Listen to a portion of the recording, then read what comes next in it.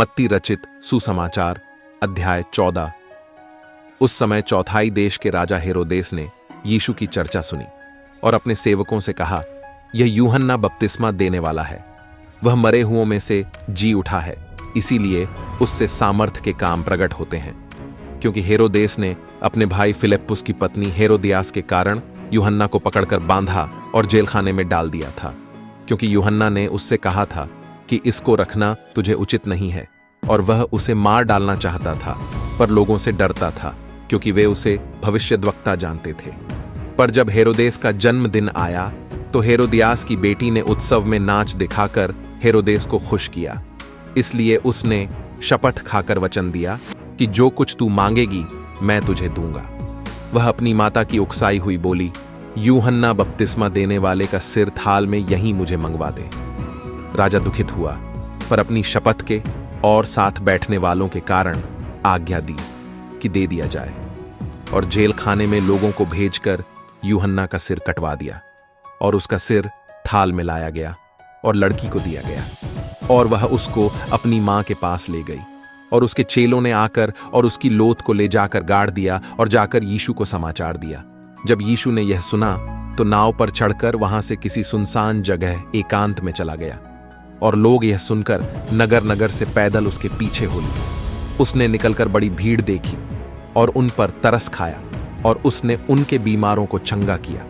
जब सांझ हुई तो उसके चेलों ने उसके पास आकर कहा, यह तो सुनसान जगह है और देर हो रही है, लोगों को विदा किया जाए कि वे बस्तियों में जाकर अपने लिए भोजन मोल लें। यीशु ने उनसे कहा, उनका जाना आवश्यक नहीं, तुम ही इन्हें खाने को दो। उन्होंने उससे कहा, यहां हमारे पास 5 रोटी और 2 मछलियों को छोड़ और कुछ नहीं है। उसने कहा, उनको यहां मेरे पास ले आओ। तब उसने लोगों को घास पर बैठने को कहा, और उन 5 रोटियों और 2 मछलियों को लिया, और स्वर्ग की ओर देखकर धन्यवाद किया, और रोटियां तोड़ तोड़ कर चेलों को दी, और चेलों ने लोगों को। और सब खाकर तृप्त हो गए।